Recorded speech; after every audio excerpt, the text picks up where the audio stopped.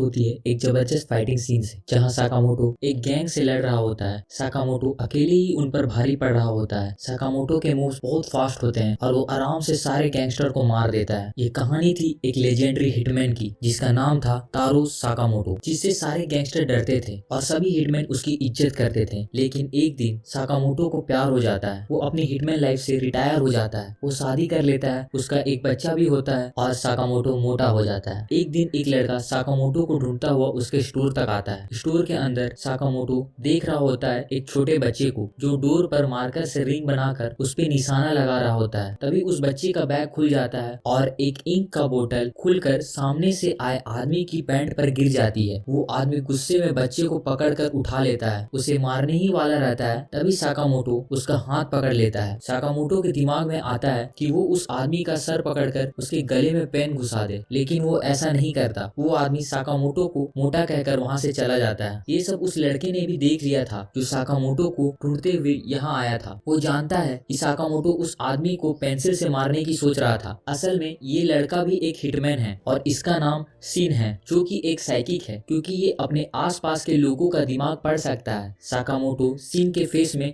जोर से मारने का सोच रहा था, जो देखकर सिन डर जाता है और चिल्लाकर साकामोटो को बोलता है कि अपने दिमाग में लोगों को मारना बंद करो। सिन साकामोटो को याद दिलाता है वो पहले साकामोटो के अंडर साथ में काम करता था। साकामोटो और सिन स्टोर के बाहर बात करने लगते हैं। सिन कहता है तो ये सच है, आप रिटायर होने के बाद एक छोटी स्टोर में काम करने लगे। सिन साकामोटो को कहता है कि वो वापस हिटमैन बन जाए। साकामोटो अपने दिमाग में कहता है कि उसके हिटमैन वाले दिन अब खत्म हो चुके हैं। सिन साकामोटो की सोच पढ़ लेता है। वो साकामोटो को याद दिलाता है कि कैसे पहले साकामोटो एक लेजेंड हिटमैन हुआ करता था। सारे गैंगस्टर उससे डरते थे। आखिर साकामोटो वो सब कैसे छोड़ सकता है। साकामोटो सिन की बात को इग्नोर करता है और अपने नूडल्स खाने लगता है। सिन कहता है कि अब वो कितना मोटा हो गया है, उसे पहचानना भी मुश्किल है। जैसे ही सिन सिगरेट जलाने लगता है, साकामोटो तेजी से उसकी सिगरेट कट कर देता है। सिन हैरान होकर साकामोटो की तरफ देखता है और साकामोटो नो स्मोकिंग साइन की तरफ पॉइंट करता है। सिन साकामोटो की ये स्पीड देखकर समझ जाता है कि साकामोटो कह रहा है कि चाहे वो अब मोटा हो गया हो, लेकिन वो अब भी उसे एक पल में मार सकता है। तभी एक आदमी साकामोटो से कुछ हेल्प मांगता है। उसे एक पेड़ की ऊंची डालियों को कटवाना था। साकामोटो आसानी से उसकी मदद कर देता है। एक माँ साकामोटो को बोलती है कि उसकी बेटी सब्जी नहीं खाती। साकामोटो आसानी से उसकी बेटी को सब्जी खिला देता है। दो लड़के साकामोटो से बोलते हैं कि उनके पास एक ही बॉल है खेलने के लिए। साकामोटो उनकी बॉल को दो टुकड़े कर देता है। सिन जो कि ये सब देख रहा होता है, गुस्से से साकामोटो को बोलता है कि वो शहर के लोगों का ये छोटा मोटा काम क्यों कर रहा, और कहता है कि उसकी नजर में साकामोटो की रिस्पेक्ट कम हो गई है। इसके बाद सिन अपनी कार में वापस बैठ जाता है। सिन सोचता है कि साकामोटो कितना बदल गया है पिछले 5 सालों में, लेकिन अब भी उतना ही कूल है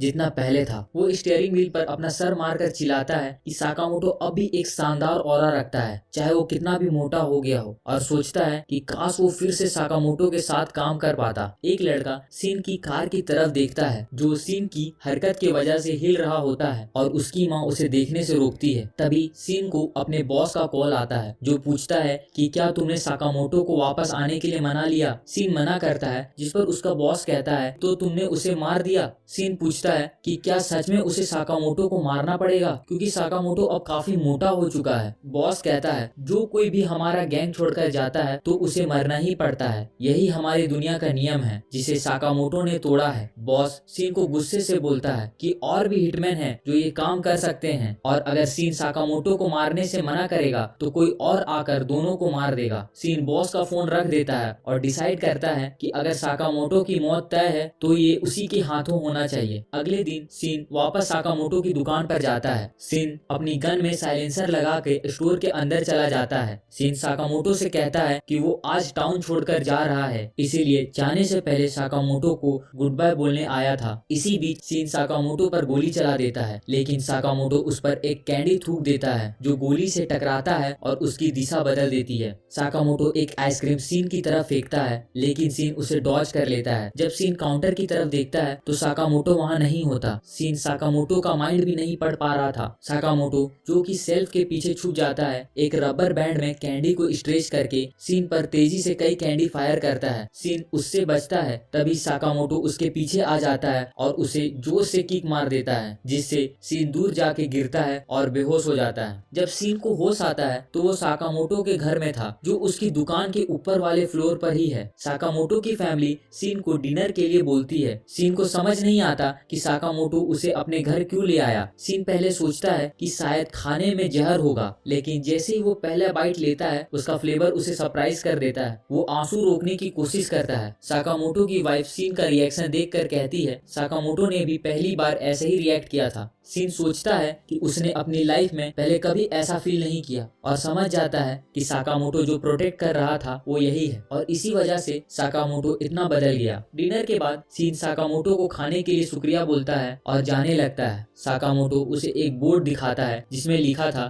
थैंक यू, फिर जरूर आना। सीन हंसता है और सोचता है कि वो साकामोटो का मुकाबला नहीं कर सकता। सीन अपने गैंग के पास जाता है। बॉस उससे पूछता है वो साकामोटो को क्यों नहीं मार सका। सीन हाथ और घुटनों पर गिरकर बॉस से साकामोटो को जिंदा छोड़ने की रिक्वेस्ट करता है। बॉस पूछता है कि सीन साकामोटो को क्यों बचाना चाह रहा है और सीन कहता है क्योंकि साकामोटो की अब एक फैमिली है और वो अब उनके साथ खुश है। बॉस कहता है कि साकामोटो को मरना ही पड़ेगा क्योंकि उसने हमारी दुनिया का नियम तोड़ा है। सीन कहता है कि वो अपनी जान दे देगा अगर इससे साकामोटो बच सकता है तो। बॉस उससे पूछता है कि वो ऐसा क्यों करेगा। सीन कहता है कि ये उसके लिए पनिशमेंट होगा अपने हीरो पर गन पॉइंट करने के लिए। बॉस सीन से कहता है कि वो साकामोटो को छोड़ देगा अगर सीन अपनी जान ले ले तो, लेकिन अंदर से वो सीन का मजाक उड़ा रहा होता है और सोचता है कि वो ऐसा कभी नहीं करेगा। सीन अपने बॉस की सोच पढ़ लेता है और बॉस पर गन पॉइंट कर देता है। बॉस चिल्लाकर बाकी हिटमैन से सीन को मारने के लिए बोलता है। इधर साकामोटो अपनी शॉप में सीन की सारी बातें सुन रहा होता है। साकामोटो चाबी से एक सीक्रेट सेक्शन खोलता है जिसमें साकामोटो बहुत सारी वेपन रखता है। साकामोटो उसमें से बस एक टीजर गन उठाता है। सीन किसी तरह सबसे बच रहा होता है। तभी सभी हिटमैन सोचते हैं कि वो एक इंसान को मार क्यों नहीं पा रहे हैं और कैसे ऐसा लग रहा है कि वो उनकी मूव्स पहले से जानता है। बॉस सभी को बताता है कि सीन साइकिक है और उनके आसपास के लोगों का दिमाग पढ़ सकता है। सीन भाग रहा होता है, तभी एक गोली उसके पैर पर लगती है। सीन जमीन पर गिर जाता है। तभी कुछ हिटमैन उसे घेर लेते हैं और उसके फेस पर गन पॉइंट कर देते हैं। वो सीन को मारने ही वाले होते हैं, लेकिन साकामोटो पीछे से आकर उन्हें टेजर से करंट लगा देता है। साकामोटो को यहाँ देखकर सीन और उसका बॉस दोनों चौंक जाते हैं। बॉस सभी को साकामोटो को मारने के लिए बोलता है। सभी हिटमैन साकामोटो पर अटैक करते हैं। साकामोटो एक चॉपस्टिक की मदद से उनकी गनशॉट को रोक लेता है और उसे उठाकर फेंक देता है। साकामोटो सभी को आराम से मारने लगता है। साकामोटो एक आदमी की तरफ भागता है, उसका गन पकड़कर अलग कर देता है और उसके फेस पे जोर से पंच मार देता है। एक और हिटमैन साकामोटो के पीछे चाकू लेकर आता है। साकामोटो उसको पकड़कर उसके फेस पर मार देता है। तभी दो और हिटमैन और बॉस साकामोटो पर एम करते हैं। साकामोटो अपनी दो नाइफ निकालता है, उनकी तरफ दौड़ता है, उनके गन को काट देता है और तीनों को खत्म कर देता है। ये सब देखकर सीन समझ जाता है कि साकामोटो अब भी एक लेजेंड हिटमैन है। सीन साकामोटो से पूछता है कि उसे कैसे पता चला कि वो कहाँ था और साकामोटो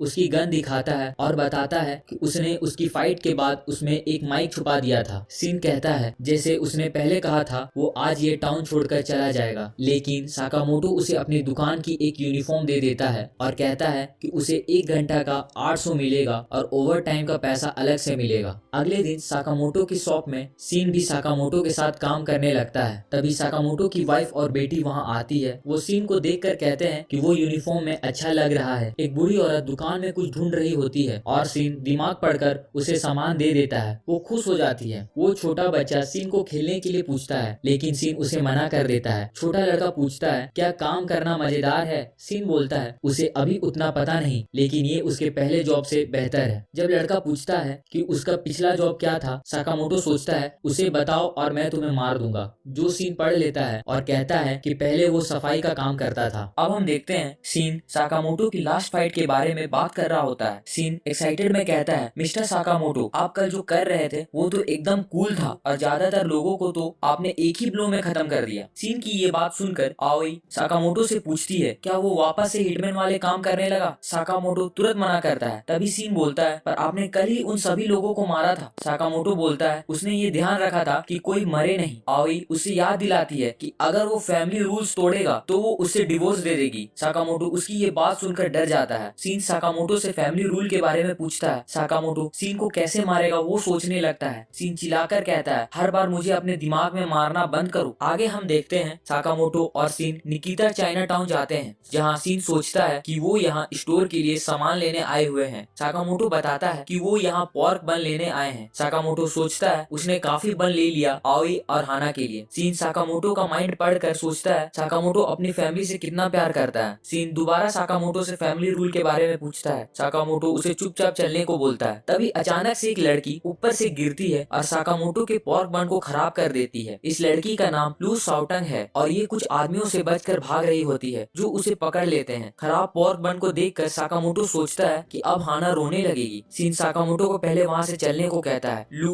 उन आदमियों से लड़ने लगती है, लेकिन उनमें से एक आदमी उसे पीछे से आकर पकड़ लेता है। एक आदमी उसे मारने के लिए आगे बढ़ता है, लेकिन साकामोटो अपने चिमटे से उस आदमी की चाकू तोड़ देता है और उसे जोर से मारता है। तभी सीन लू को पकड़ने वाले आदमी के सर में मारता है। आखिरी आदमी गन निकालता है, लेकिन लू उसे जल्दी से हरा देती है। जैसे ही और आदमी आते हैं जो सोचते हैं कि साकामोटो और सीन लू के गैंग का हिस्सा हैं और उन पे फायर करने लगते हैं, पर वो लोग वहाँ से भाग जाते हैं।